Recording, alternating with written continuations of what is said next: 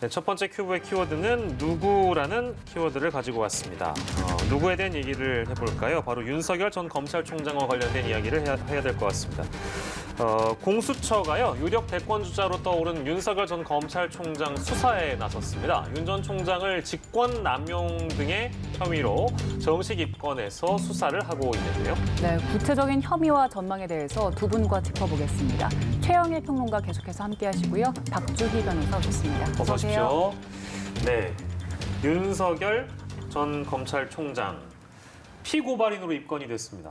직권남용 등의 혐의인데 어떤 혐의를 받고 있는 건가요, 변호사님? 네, 그 시민단체가 고발을 했는데요. 시민단체는 윤 총장은 두 차례 고발을 했습니다. 2월에 한 번, 3월에 한 번 고발을 했는데요. 네. 2월에는 윤 전 총장이 그 2019년 5월에 있었던 옵티머스 펀드 사기 사건을 부실 수사하도록 했다라는 혐의에 대해서 직권남용 권리행사 방해 혐의로 공수처에 고발을 했고요. 네. 또 이어서 3월에는 그러니까 한명숙 전 총리 사건에 있어서 검사들이 모해 위증 교사를 했다. 근데 이 검사들을 수사하는 거에 대해서 뭐 무마를 했다, 그러니까 수사를 방해했다 이런 혐의에 대해서 예. 윤 전 총장과 조남관 전 대검 차장에 대해서 직권남용 권리행사 방해 혐의로 고발을 했습니다. 직권남용 혐의는 사실 그 국정농단 그 사건 때 참 많이 저희가 들여다봤던 사안이기도 하잖아요. 근데 이 혐의 적용이야 할 수 있겠습니다만 입증이 가능한가? 그러니까 입증에 대한 어려움들이 많이 있기 때문에 이게 쉽지 않을 것 같다는 생각이 먼저 좀 들었거든요. 어떻게 좀 전망하십니까? 네, 그 직권남용 권리행사 방해죄 자체가 굉장히 이게 직권에 해당이 되는 건지 그리고 남용이라는 것도 굉장히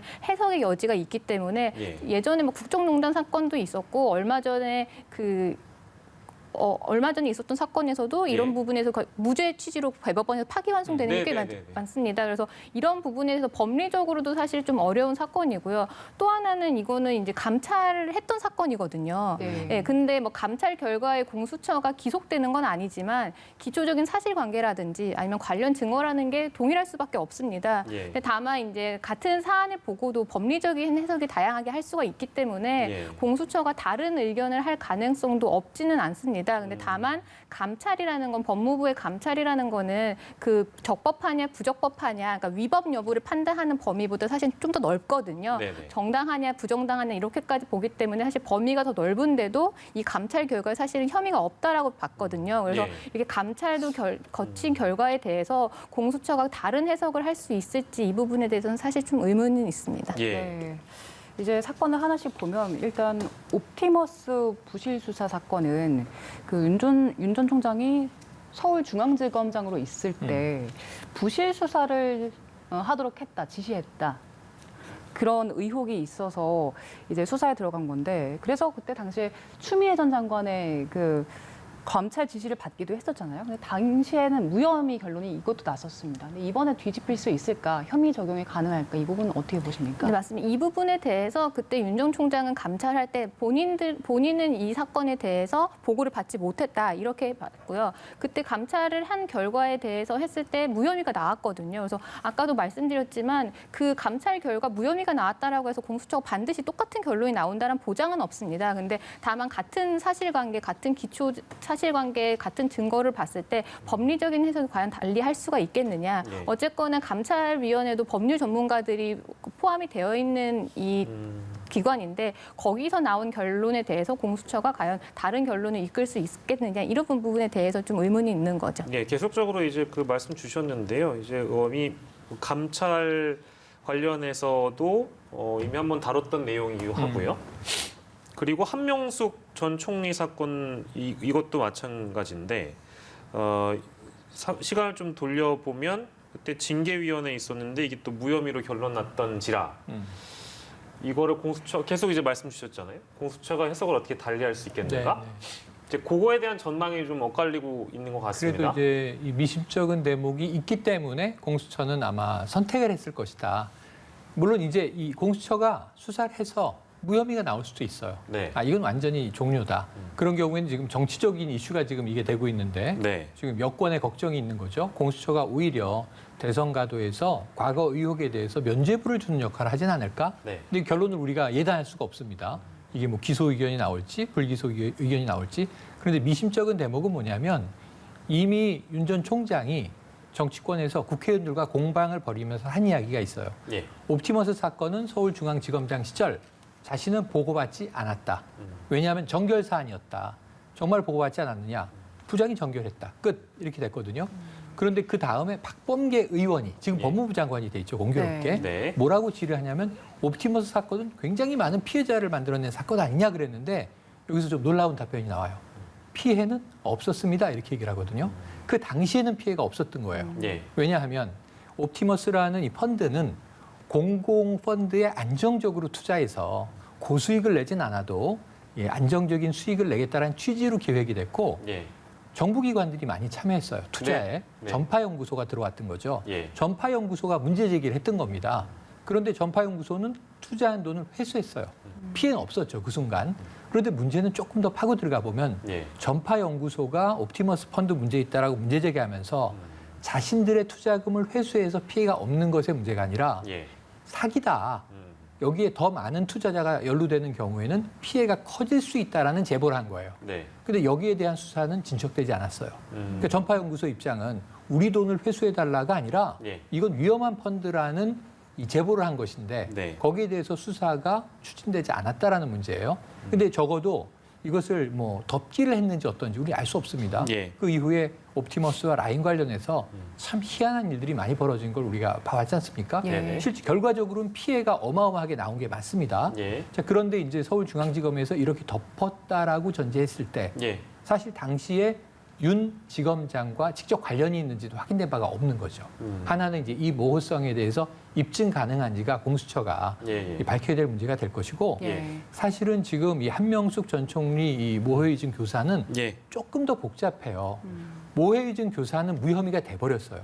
사실은 이것은 굉장히 좀 검사가 재소자들에게 이 어떤 그 증언을 훈련시킨 정황이 상당히 있음에도 불구하고 예. 검찰 내부에서 혐의 없음으로 끝내버렸습니다. 예. 이게 요즘에 사실은 김학의 차관의 파기환송 어제 예. 이것과 굉장히 비슷한 대목이 있는데 예. 모해위증 교사 혐의가 훨씬 더 강한 수준의 사실 교도소에 있는 재소자들에게 예.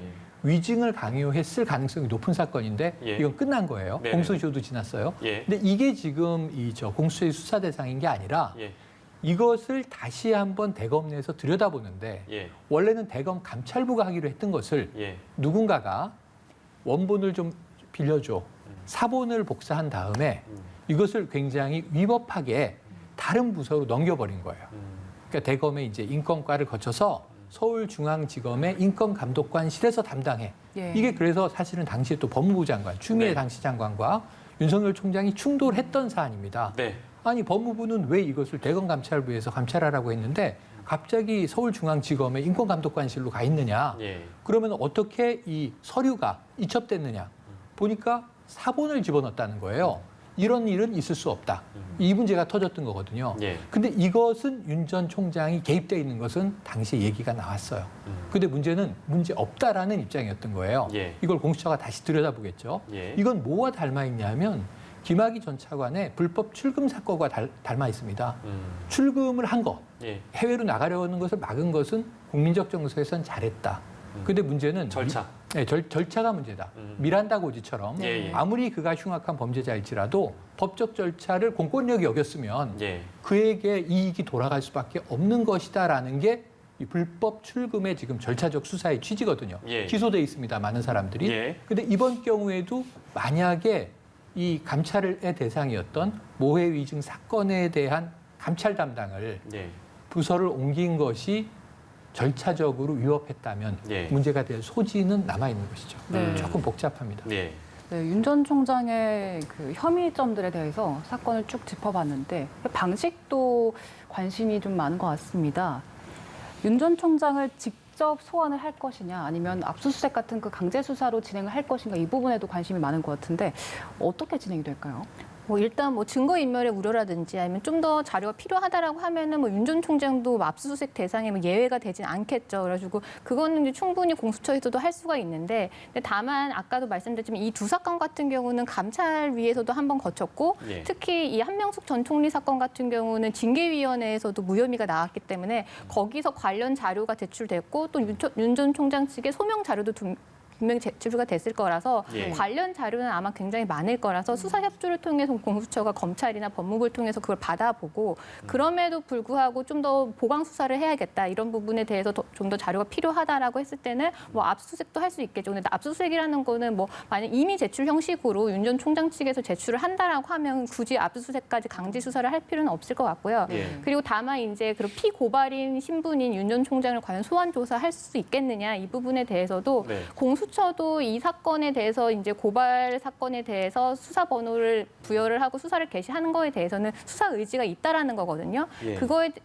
그런 점에서 비추어 보면 관련 자료들이 있다라고 하더라도 피고발인의 진술은 한 번 정도는 들어볼 것 같습니다. 그래서 윤 전 총장도 소환돼서 피고발인의 신분으로 조사는 하지 않을까 그렇게 예상이 됩니다. 알겠습니다. 피고발인 신분으로 소환 조사가 될 수도 있는 가능성 열려 있는 상황인데 저희가 사실 정치 영역을 다루는 시간은 아닙니다만 윤석열 전 검찰총장의 경우에는 뭐 어느 누구도 부정할 수 없을 만큼 지금 대권 주자로 분류돼 있는 그런 상황이잖아요. 그렇습니다. 뭐 자천타천.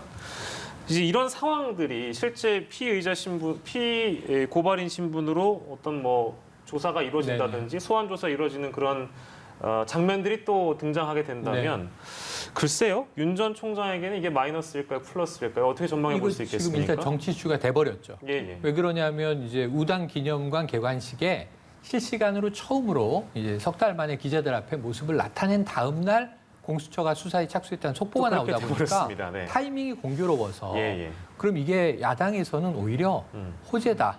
누구에게? 윤 전 총장에게. 네. 예. 왜냐하면 안 그래도 지금 이제 추미애 장관과 1년 가까이 부딪히다가 직무배제도 이겼고 예. 우선 단기적으로는 예. 본안소송 결과도 봐야 됩니다만 또 이제 징계에서도 이겼고 예. 그런데 이제 문재인 대통령 기자회견에서 자, 윤 전 총장도 문재인 정부의 결국은 검찰총장이다 이렇게 얘기했는데 사직하고 나왔거든요. 예. 임기를 안 채우고 그래서 지금 뭐 대권 열공한다는 이야기와 함께 대권 가도를 가고 있는 상황입니다. 공식적인 정치 선언은 아직 안 나왔습니다. 그렇습니다. 그런데 문제는 여기서 공수처가 수사 대상으로 삼다 보니까 탄압이다. 그럼 이제 정권 교체를 할 수 있는 유력한 야권 대권 주자에 대해서 결국은 공권력이 탄압하는 거 아니냐. 예. 이런 이미지가 만들어져서 이건 지금 여권에서도 고민이 시작됐습니다. 공수처 왜 이러나. 예. 이 기소해도 대선이랑 맞물려서 정치적인 압박처럼 보일 수 있고요. 네. 기소를 안 하면요. 면죄부를 주는 셈이 되니까 예. 윤 전 총장은 더 날개를 달 수가 있고. 근데 또 공수처 입장에서도 네. 고발이 들어왔는데 안 들여다볼 수 없는 사안이고. 근데 공수처에 지금 접수된 사건이 굉장히 많은데 그렇죠. 왜 이 타이밍에 이 사건을 골랐을까는 예. 이건 윤 전 총장이 과거에 많이 한 얘기지만 공수처가 정무 감각이 없기로서니 예. 이거를 우연히 골랐을 가능성은 없다는 것이죠. 사실상 예. 의도는 있어 보이는데 예. 자신이 있어서 그런 것인지 빨리 좀 이 유력 대권 주자에 대한 문제를 털어버리려고 그러는 것인지 예. 이건 뭐 공수처의 결정 내용은 내부에서만 알 것이다 이런 생각을 하는데 예. 지금 검사가 13명이거든요. 네. 이게 지금 7585 사건이거든요. 예. 여력이 없습니다, 사실은. 대대적인 수사 역량이 없어요. 예. 그러면서 이게 언제 끝날지 수사가 예. 뭐 기소 여부가 언제 판단될지도 사실은 전 하세월이 걸릴 걸로 봐서 예. 지금 8개월여 대권이 남았는데 예. 참 타이밍은 좋지는 않아 보인다 이런 생각을 해봅니다. 알겠습니다. 그 말씀 전제로 해서 박주희 변호사께 하나만 더 드리면 이 질문은 이 주제로 마지막이 될 것 같은데요. 검사 13명으로 여력이 없을 것이다. 이제 그리고 공수처의 이건 이제 최영일 평론가의 표현이니까요. 공수처의 정무 감각을 감안하지 않고 공수처에 할 일을 하고 있다. 공수처는. 그럼 자신감이 없으면 이런 결정을 할 수 있겠는가? 이런 수사를 선택할 수 있겠는가라는 질문이 남거든요. 어떻게 보세요? 사실 이게 말씀하셨지만 이게 공수처가 어떤 그러니까 정치적인 의도가 없어야지 맞는 건데 예, 예. 항상 우리는 정치적인 의도, 그러니까 수사기관의 정치적인 의도를 해석하는 게 이제 습관이 되다 보니까 이번 공수처 결정에 대해서도 정치적인 해석을 자꾸 하게 되는데 만약에 검사의 13명이라 하더라도 무혐의를 내리는 경우는 굉장히 빨리 결론을 내릴 수가 있습니다. 왜냐하면 이미 자료들은 넘치거든요. 예, 예. 뭐 감찰이랑 징계의 자료들이 많기 때문에 예. 그 결론만 보고 검토를 해봤는데 문제 없다라는 결론은 충분히 빨리 내릴 수가 있습니다. 검사가 13명이든 뭐 10명이라든 하든. 근데 다만 이 부분을 다시 원점에서 다시 이거를 수사를 해가지고 결론을 낸다라는 것 자체는 사실 예. 시일이 좀 오래 걸릴 수밖에 없어서 예. 공수처가 이런 부분에 대해서 다시 이 8개월 대선 안에 이걸 결론이 낼지도 사실 의문이고요. 예. 또 하나가 이번에 이제 수사 혐의가 그러니까 고발 혐의가 있는 사건 중에 또 하나가 판사 사찰 문건도 있거든요. 이거는 지금 사실은 그거는 징계위에서 혐의가 있다라고 보았고 그게 징계 사유가 되는데 지금 이 징계와 관련된 소송도 진행이 되고 있어서 그것과 맞물려서 과연 이거를 법원의 판결 전에 이거를 과연 결론 낼 수 있을지 이 부분에 대해서는 사실은 조금 그렇습니다. 예, 여러 가지 물음표 마크가 좀 달리는 것 같네요. 사건 큐브 첫 번째로 저희가 만나봤고요. 최영일 평론가는 여기서 좀 인사를 드리도록 하겠습니다. 고생하셨습니다. 고맙습니다.